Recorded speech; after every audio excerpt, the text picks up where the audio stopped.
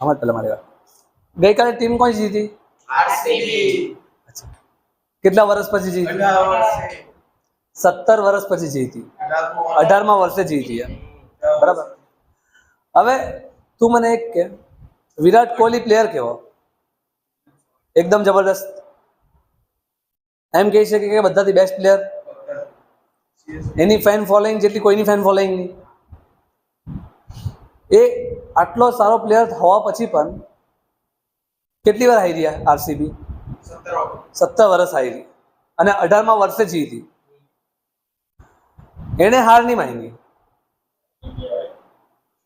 પણ આપણે વાત કરીએ આપણી પોતાની વાત કરજો.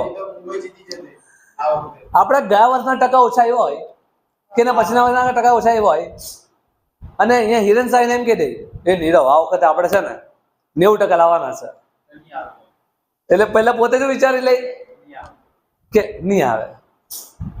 ચલો આવું આરસીબી વિચાર્યું, આપણે 17 વર્ષ હાર્યા છે, 18મા વર્ષે નહીં જીતીએ તો જીતે. ઇનફેક્ટ ગયા વર્ષે હું થયું એનાથી ફરક નથી પડતો, આ વર્ષે હું કરવાનું છે એનાથી ફરક પડે છે. ગયા વર્ષના જે ટકા તે ગયા એને બદલી શકીએ.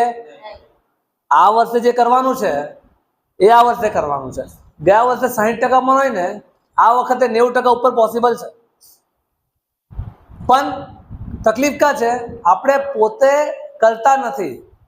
હું પોતે માની લઉં કે મારે આ વખતે 90% લાવવા છે અને હું મહેનત કરીશ તો આવશે, પણ હું પોતે માની લઉં મારે આવવાના જ નથી તો નથી જવાના.